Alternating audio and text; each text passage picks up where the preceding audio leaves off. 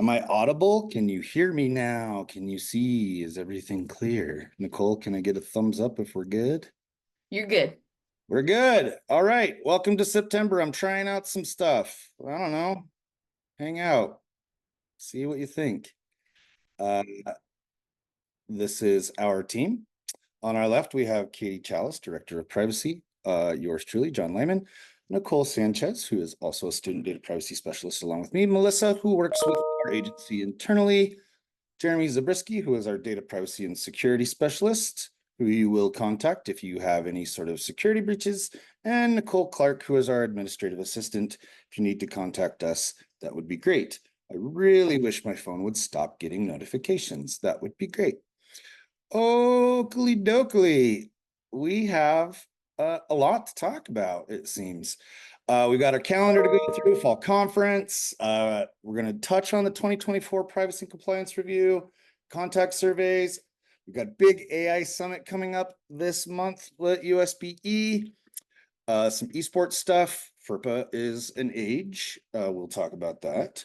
Our privacy spotlight, some school safety data information, an advisory group that we are looking for folks to join, a new segment I like to call What the Heck Tech, and some privacy in the news. And Nicole is going to discuss with us some nuances of our data governance plans.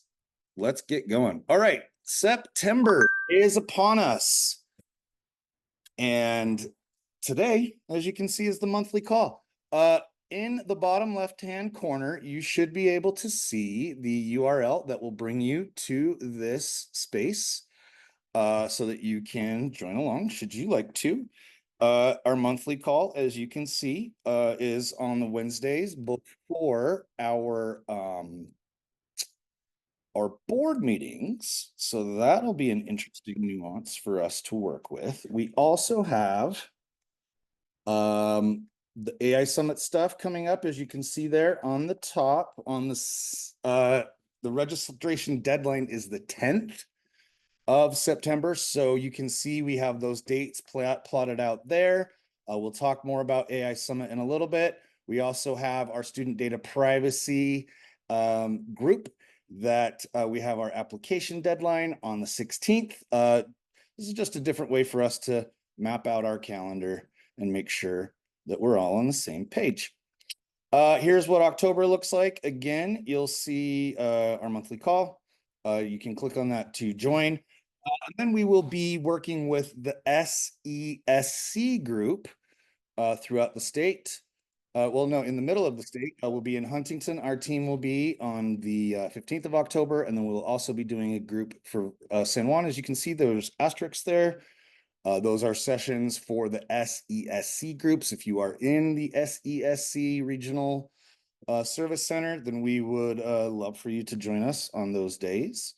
I know a lot of you are getting into the esports. That's on the calendar as well. St. Con, we will not be at, unfortunately, this year, our team, because we just didn't get in soon enough. It seems pretty popular. So hopefully you're able to go to St. Con. That would be great. Then we have in November some pretty big things coming up, it seems. We've got again, our monthly call, and then our privacy fall training falls on the 12th, 13th, 14th, and then on the 15th, you can see the annual compliance review reports are due. And then we'll have this whole block of time where we review your reports and ask you to resubmit. And then we give you gold stars that you can put on your website. I really like the GIF of the guy that's shoveling on a day like today because it's giving me a little bit of gratitude, even though the air is a little bit terrible. And then as you can see, we've got the legislative season on the horizon right there. Stuff to be cognizant of as we get moving through. Yeah, let's talk a little bit about the board meeting. I just wanted to put this on all of your radars. Not necessarily the one specifically tomorrow, but just board meeting in general. Our agency does a really good job of putting that information on YouTube. It is Always available for you in retrospect. You can watch it in 2x speed. But this is the general agenda for tomorrow. And right below that, you can see that link to Civic Clerk, which will take you to all of the agenda information and all of the supporting files and documents that go with that. As well as if you click on that YouTube link over on the right, the little picture, that will send you to the page, and you can turn it on tomorrow at 9 a.m. and watch our board members go for it. Our Privacy Fall Conference is upon us. These are just reminders. Save the dates. We don't have any official registrations. You will see the top two are held on the same day. So we will be virtually broadcasting our Box Elder session. So for those of you that will not be able to make it to Brigham City or to Springville or to Cedar City, as you can see there on the 14th, then we would love to have you join us virtually on that day. Let me see if I can do this. Okay, now it looks like I'm looking at the screen. Okay, so next we have the 2024 Privacy Compliance Review. We're not going to spend a whole lot of time on this. This is something we went over in the spring. As you can see, it was from May 30th. What we have here for you to click on is the actual meeting that we conducted on the 30th. And then also you can access the presentation where we walk through all the steps. For those of you that were with us last year, it should not be something different than what was last year. And for those of us that were not with us last year, take a look at that and then reach out to us when, not if, but when you have all of the things coordinated. It's reading chat. And let's go to the, oh, look, it's going to play. We don't want it to play. Okay. Contact surveys. This is something that we do annually. We met as a team to figure out how we wanted to distribute those. We will be getting those out to you very soon. The things that we are looking for mainly is who's who. It's new school year. And we'd like to know who are the people that we need to connect with so that we can keep your LEA on top of all the things that we need you to be cognizant of. So we're looking for who is your data manager, your ISO, your appointed records officer, and your, if you do have somebody that you've been able to delegate a lot of the metadata dictionary stuff to, who that person is to, so that we can connect them with all of the resources that we have as well for SDPC and beyond. Those will be coming out. All right, just some quick stuff for you to take a look at. For those of you that are not aware, and maybe if you are not, maybe let us know in the chat that you were not aware that this is taking place. Our agency is going on tour around the state next week and the week after. This registration ends on the 10th, which is next Tuesday. There are some really cool folks that we were introduced to as an agency not too long ago that will be there. Some attorneys. We'll also have a lot of vendors in the AI space joining us as well. Some of our magic school and our school AI buddies, I believe, are going to be there. As you can see, here are the details of what they're looking for. We also have, here are the dates where you can register and take a look at that. And then, oops, no, go back. Oh yeah. And then the agenda. This is what's going on during that time. So you can go through and make sure that's something that you would like to do. Also, this is not just for data managers, ISOs, or AROs. This is for anybody in your agency that would like to get some of this information. Okie dokie. You can take a look at that. As we talked about, esports. This is going. I love whenever I'm in Murray and I see Jason Ayer walking around with his esports jersey on. Like, who are the state champions anyway? Like, who are we supposed, like, who are the, do we get like all state people on the Deseret News or something these days? Let me, if you know anything about esports, let me know, because I bet my son is going to want to be involved. And do they do Roblox? Well, I'm almost 50. I will be in 4 years.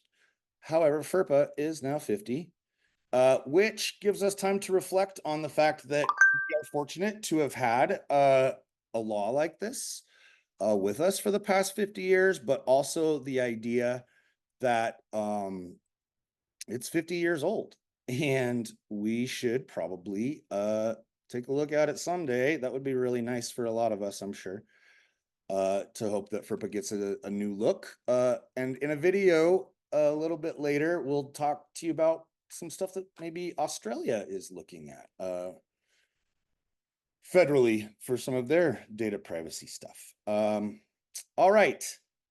We do not have a specific nomination this month. We are asking you if you have anybody in your space, in the field that you're aware of that's doing anything above and beyond, and you would like to nominate them. As part of this meeting, I would like to improve how the spotlights are. I'd like to see, maybe a little bit of behind the scenes. What does your day-to-day look like? What kind of things do you struggle with? Who's on your team? Let's highlight everybody in your LEA that does all this good work and give them all what do they call them in the little kid classes? The hip hip hoorays or the hoorah or something like that they deserve. Please reach out for that.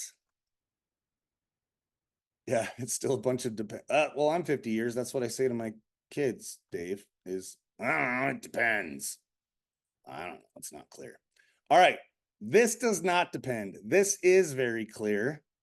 There is guidance, reminder guidance, that, as you can see in red, sharing of certain school safety information is Class B misdemeanor. This is a reminder to not share out any sort of information that would provide details of any security gaps that you may have in your school safety needs assessment. I know a lot of you would think that this is silly for us to discuss. However, we're discussing it because somebody did something silly. Oh, this is, Katie wanted to talk about this, but she wasn't able to make it to this meeting today. We used to have 2 different advisory groups in this privacy space. And we were able to condense them so that we have less telephone game. I mean, it was just like, why are we having 2? So essentially what you see here are the folks that we are looking to populate this group with.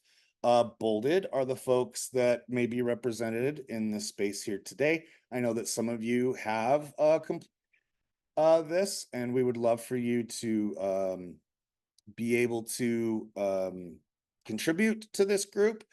A lot of the details you will see are in the following slides. The group is a group of individuals who use their personal experience and subject matter expertise to provide guidance and recommendation to us regarding matters of student data privacy protection.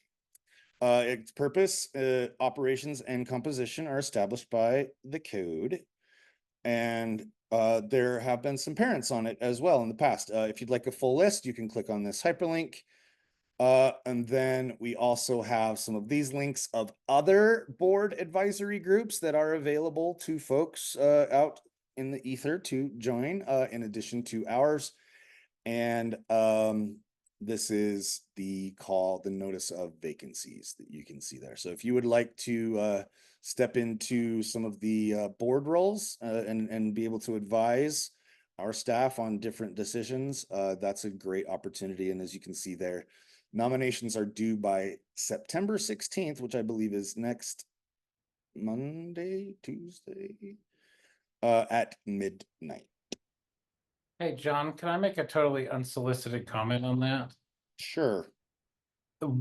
We all experience that thing sometimes where it's like, well, hey, don't you pay me to tell you this information? But then somebody else saying it externally is somehow more powerful. Like that's totally the value, at least in my reading of what it sounds like that committee is going to be.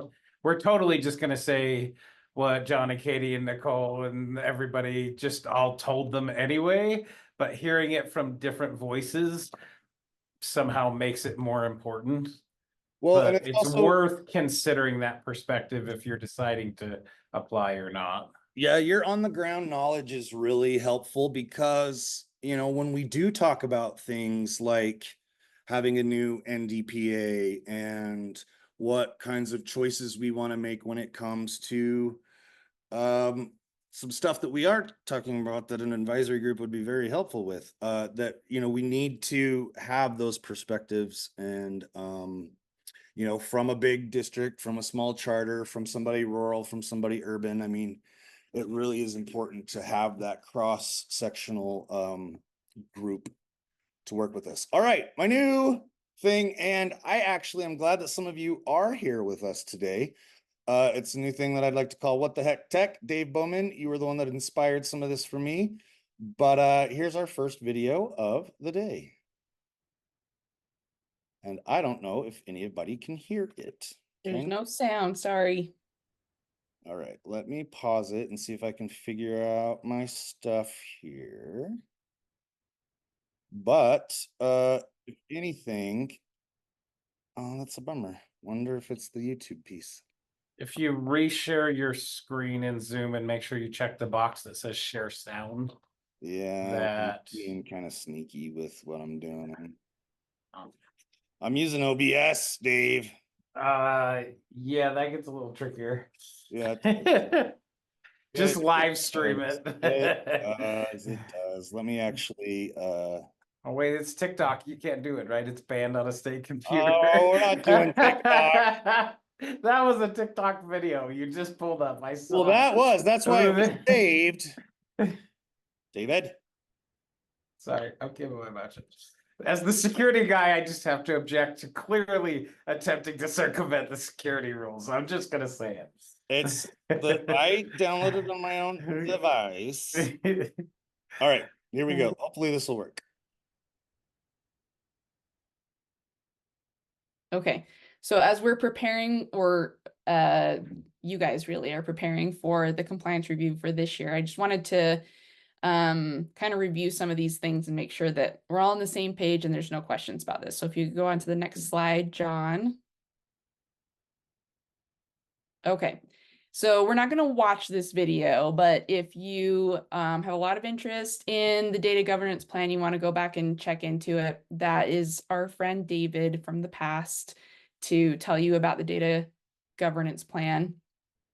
But essentially, a data governance plan is the thing that has all of your policies related to how you're protecting student data. So there's 7 elements that are required pieces. But to some extent, your LEA can come up with their own policies around how you're going to do that. We have offered some guidance and a model document in the past that many of you have used, but it's not a requirement to use the model document as long as you have policies around each of these 7 pieces. So you have to have policies around maintaining and protecting data, roles and responsibilities of data governance staff members, specifically data manager and information security officer. You have to have a piece around training and support, auditing, and that's auditing of your own systems, not auditing a third party. Your policies around sharing data, data expungement, and your data breach response process. If you could go on to the next slide, please, John. There are 2 main policies that you may be in charge. Thanks. Okay, so if you are asking yourself right now, do I have a data governance plan? If your LEA is more than 1 year old, that's to say that you're not a brand new charter school or district, and if you were compliant in last year's privacy compliance review, then yes, you do have a data governance plan, and you can find this data governance plan posted somewhere publicly on your website. So as an example, Iron County, sorry, I'm picking on you, Iron. But Iron County has a section of their website called the Student Data Privacy section, I guess. And their data governance plan is posted publicly there. So John, if you could go ahead and click that and let the image come up. So you can see the listing here of all of their student data privacy stuff. And right there at the very top is their data governance plan. Many of you have a section that's like this, and that's where you can find your plan. If your LEA is brand new, or if you were not compliant last year, then you may not have a data governance plan, and you should probably check into that. Okay, next page. All right, so once you have your data governance plan all built, it's been approved by your board, etc. Please remember that there are some things that need to be done on a yearly basis in relation to this data governance plan. So it's not just a document that you can finish, stick on your website, and walk away from. Firstly, the data governance plan should be reviewed every year just to make sure that there's no updates that need to be conducted or anything like that.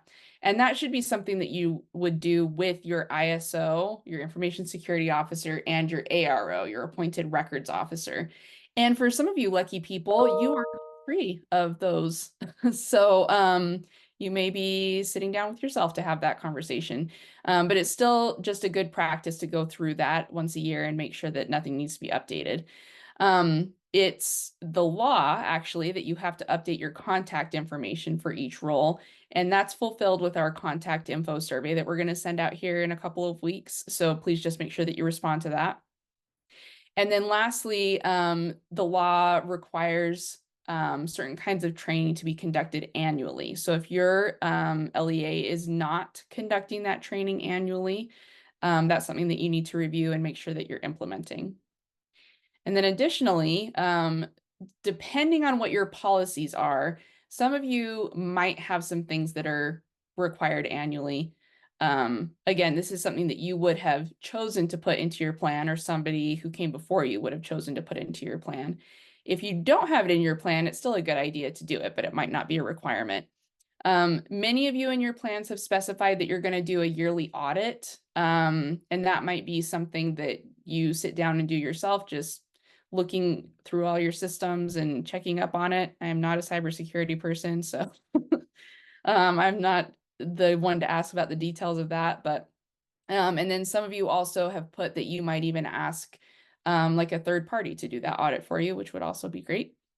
And then some of you have also included in your policies that you'll conduct annual data incident tabletop exercises or reviews of your data incident response plan or something like that. So if that's in your policy, then you need to make sure that you're actually doing that. If it's not in your policy, you don't necessarily have to do it, but it's always a good idea to do it. And you might even consider adding that to your policy when you do your yearly review.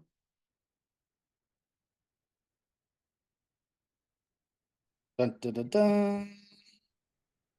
Okay, so these are just some helpful questions to ask yourself. So first of all, do I know where my data governance plan is? Is my data governance plan public? Did we review it sometime in the past 365 days? Do I know who the ISO and the ARO are at my school? Did my LEA offer data privacy training to all staff this year? Have we practiced our data incident response plan in the last year? And was I compliant on the privacy compliance review last year? So if you answered yes to all of these questions, then go you. You should probably like throw yourself a party or something. But if you answered no to any of those questions, please take a minute, sit down, review your data governance plan, and make sure that it's all updated and that you're actually implementing the things that you said that you would implement. Remember that this plan is public. This is something that your community can and should see and should be aware of. So please, if you're making promises to the public, please make sure that you're following up on those promises. And if you have any questions about data governance plans, how to build it, how to update it, how to implement it, any of that stuff, contact us. Okay, that's all I got. Thank you so much. And yeah, this is a policy document, but it really is a plan. Like, you know, and Nicole has here on number 6, you know, review it in the last year. And, I was just on a call with someone where we were talking about, it's like that annual break glass in case of data breach kind of plan. And you're going to want to make sure that everything on there is current and up to date, and that the names are all, that everybody that's on there knows that they're on there. All right, let's see if this works. And if it's not, I'm just moving on. This is how fast the website can steal all of your information without you even knowing. Check this out. So I'm going to hit the J. It's going to autofill with test data. When I hit submit, look at all this data that came back. Name, address. The trick is that the fields are hidden and autofill is completing them. If you want to avoid it, manually enter your information. Stay safe. Okay, that was the first one. I'm sure to a lot of you that's remedial stuff, but to a lot of us, we have no idea what that even means. And this is something. I don't know, John. That one's pretty exaggerated. I'm skeptical about that one, actually. Cool. But A Flipper Zero with some custom modifications. It does a lot. So this is just a proof of concept device, but when you start to add your own little additions onto it like this, I'm not going to hack your Wi-Fi, but I'll give you a little example of what I could do. I'll just do something stupid, but I'm not going to shut your network down. I can show you on my phone, or you could look at your phone, but instead of me mirroring your network, I just created a bunch of fake networks. So all of these networks here, they probably appear to be legitimate, right? Yeah. But they're not. These are all fake networks? They're all powered by me. So as soon as you connect to any of those, I have your password, I have anything in between. All right, and then the last one, and then we'll have conversations about some of these. This is how fast the website David. can steal all Flipper of your Zero information. Oh, excuse me. There's so much smoke in the air. Mr. Bowman I would love to hear about, because Dave Bowman actually is the one that introduced the Flipper to me, well, and to a lot of us. I'm going to leave you to play, and I'm going to make you some brekkie. Thank you. Okay. Beck Foley is facing a challenge her parents never had to. As a parent, I want to know that it's not just me trying to keep my child safe online. Her daughter Delilah is 10, and the tension between safety and sharing the important moments is constant. It's heartbreaking that it's always a consideration of where is this going to go. There's no way of knowing if Delilah's image is among the 5.85 billion captured in a massive data set known as Lion 5B, used to train some of the world's top AI models. Researchers from Human Rights Watch sampled fewer than 6,000 general images and found 190 photos of Australian children. Babies being born at the hospital covered in amniotic fluid, with their umbilical cord still attaching them to their mother, to kids in high school or celebrating Schoolies Week. The images were gathered using a tool called a web crawler, which scours the open internet. Human Rights Watch traced some back to websites like YouTube and Flickr, as well as more obscure locations like school newsletters and small businesses. And it wasn't just images. Information about their full names, where they live, what hospital they go to, what ages they were at the time the photo was taken. The federal government is expected to unveil proposed changes to the Privacy Act next month, including specific protections for kids' privacy online. In the next year or two, that moment will have passed. These models will all have been created. Lion, the non-profit behind the dataset, says it's already removed the 190 images. And the best way to protect children's information is to keep it off the open web. Ange Lavoie-Pierre, ABC News. I'm going to leave you to play, and I'm going to make you some brekkie. All right, let's have some open conversation. Any questions, comments, things out there that you'd like us to conversate about, things that we just maybe sparked with some of those videos. What is the truth behind some of that? And then these are all of the ways that, if you'd like, you can stay in touch with our team. I'm going to stop sharing now and just open it up for conversations, or if anybody from our team would like to point out any nuances, but the time is now yours, everyone.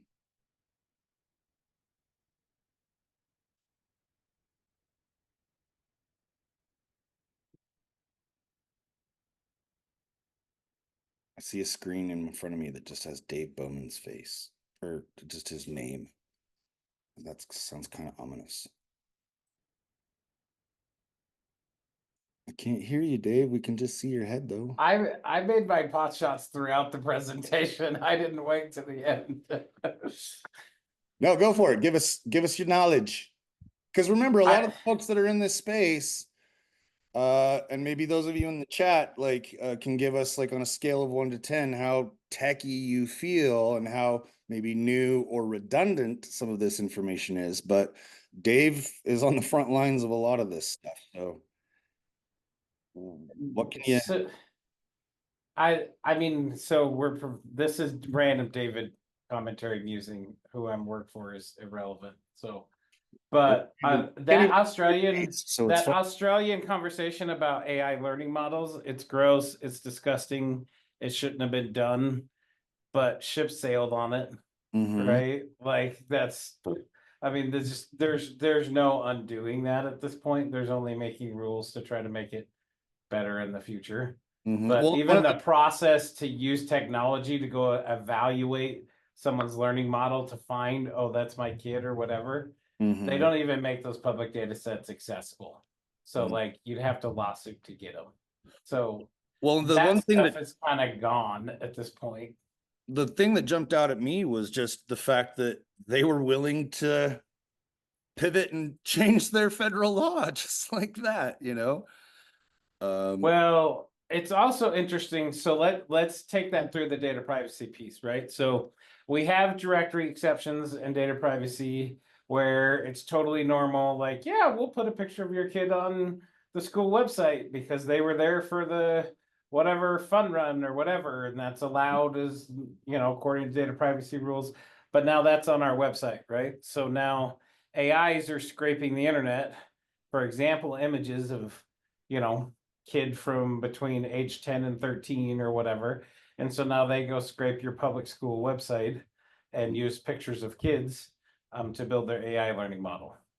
Totally could happen, probably is happening, right? I mean, that's maybe a little tinfoil hat, but that's how that stuff really begins to start to impact us from the data privacy perspective and kind of how we're opting in and opting out of that type of thing.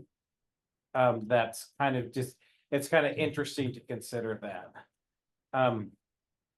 The other, so it's funny, I'm actually going through this experience at home, right? But I have teenagers, and then because of my job, I only deal with the little rapscallions. I don't get to deal with the, you know, 98% of kids that are well behaved. But one of the concepts that comes up that you have to deal with both as a parent or even an educator or an administrator is like, oh man, all these things on the internet are bad. Let's just no more access to the internet, right? We're going to block YouTube, we're going to block Facebook, whatever. There's this really important security principle to come up with the concept of instead of just blocking it, we need to teach the kids how to use it appropriately. And that can be really hard because that involves some risk, right? So I have to be willing to take the risk that I'm going to get a parent going, oh my heck, right? You let your kid do what on a Chromebook or whatever, to also teach them that. But I'm paranoid, right? But my children, I didn't let them use Facebook or TikTok or Meta or whatever. And so I have a kid that just turned 18, right? And he started doing a church service mission, and he comes to me and says, Dad, I need to install Facebook so that I can do my church service mission stuff. And I'm like, I kind of forgot to teach you how to use Facebook, right? Like, I mean, but there's things we can do. Like we have a private family Discord server so that they can learn a little bit about social media. And then when my siblings and I bully each other, right, it gets observed and then we talk about it at home, right? But it's a cultural shift where it's not going away, right? Like I was just talking to the superintendent about this morning where he was like, how much could we really control what kids see on YouTube? And it's like, you can't, right? Like it's just, there's not a way. And so we have to train the intelligence, right? And yeah, anyway. What that was enough pontification. What do you got for us on the flipper? I was talking to Mike from the Utah Military Academy earlier today, and I don't know if he's here with us, but he says he's like, yeah, I've got 2 of those things, and one of them is to detect other ones. You know, I haven't looked at using it to protect or to detect others. I'm still hung up on it took me about 5 minutes and now I can get within. We did a whole presentation about it at Tech Summit, but Mhm. it's mainly a party trick toy for like 95% of people that get into it, right? When I can walk up and go, hey, John, it's good to see you. I haven't seen in a while. And now I can open any door at USPA that your badge did. Like, that's freaky, but it's also kind of just a party trick. Right. The stuff where it's like, oh, now I'm going to start really, you know, impersonating your Wi-Fi address and stealing your credentials and doing things like that. It really can do a lot of those things, but it does require a little more effort than your average kid who's getting bored. Right? There's some nice built-in party tricks, but oh yeah, I mean, thanks a lot, KSL, right? But we had it took 3 days from when there was an article in KSL about it happening down south for them to show up in our classroom. But the kids are mainly just doing stuff to be disruptive, like turning off the projectors or turning off the smart boards or whatever. And we've not caught anybody using it for truly malicious efforts to attack, except for UEN's pen test team. But that's what we would expect them to do. Is there anybody in the chat, if you could just put like, that has never heard of this Flipper Zero? It's this little device. It's about, I don't know, probably, what would you say? Do you have what? He's gonna go get one. Has anybody heard about these little devices? And they're like, what, $180, $160? Very modulable. Yeah. That's what it looks like. Okay. Looks pretty much like a tiny toy that you can get at Harmon's. It looks like, I mean, it's about the size of a fidget spinner, right? But and it can take so that the gentleman on the TikTok video, I saw another one of his videos where he sat outside of a house and was able to well, the homeowner pulled out, closed the garage door and drove away. He got out of his car, opened the garage door, and then said that he was able to block all of the Ring camera systems from even acknowledging that he had entered the space. That's some smelly poop. Part of that is true, most of it is not. Okay. So yeah, so maybe it is a lot of scare tactic, a lot of like to the nth degree of Lex Luthering. And maybe some of our kids aren't there yet, hopefully.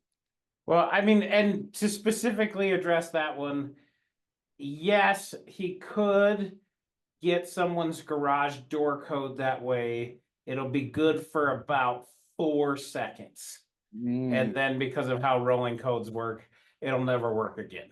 Well, right? So if he's crouched in the bush within a certain number of feet and whatever, then he could do that and it would work for about 4 seconds. So yeah, he got in the garage. Massively using a Flipper Zero to block all the cameras is not a thing unless he's attached, you know, and there's 3-foot antennas to it, right? Well, and that's interesting to hear that because I think maybe some of us don't even recognize what some of these devices are doing to maybe counteract some of this maliciousness, like resetting codes every, what'd you say, 4 or 5 seconds or something? Yeah, but garage door openers in particular have been doing that since the 80s. Okay. But I mean, that's really the problem. That's part of why what we talked about a little bit in that presentation at the Tech Summit, which the slide deck's buried somewhere. Yeah. But there's things it can do. There's some exaggerations on what it can do. And the main change about what it is it's just a pretty package for things that used to be a bunch of separate tools. Oh, okay. Now there's an app for that, or you know, a flipper for that. I could copy badges. I could attack people's Wi-Fi networks, all those different things, but it was maybe 3 or 4 different devices, and now it's just one, right? And it makes it a little more accessible because it feels like an app, but you don't have to be so much a hacker to use them. But to do the really hacky like stuff, you still have to understand what you're doing, even though it's on a device that makes it a little bit easier. Okay. I carried it around for like 3 months in my pocket and was like, oh yeah, I'm using it for all this cool stuff, and it was fun. And then now, and I did the testing I needed to do, and now it sits on my desk waiting for the latest thing to come out that I need to test and try to figure out. But it's a party trick. Okay, well, I mean, it's good for us to have it kind of broken down. Are there any other weird things out there that folks are seeing? And Bonnie asks a question in the chat: what does everybody use to share files securely? They used to use down in Beaver UEN, but the link is currently broken. And Nicole had mentioned Virtue, but Jeremy had some comments on Virtue. That it is actually really good, it seems. Cool. Does anybody have any other nuances, things they'd like to discuss? If not, we can be done with 13 minutes and 56 seconds left. If you'd like to watch the board meeting tomorrow, it begins at 9. Public comments are always golden. And we love that you have attended today. We will see you out and about during the AI Summit. And if not, hopefully before November. Reach out if you have any questions in regards to data privacy agreements or compliance. Love you lots. Have a great day.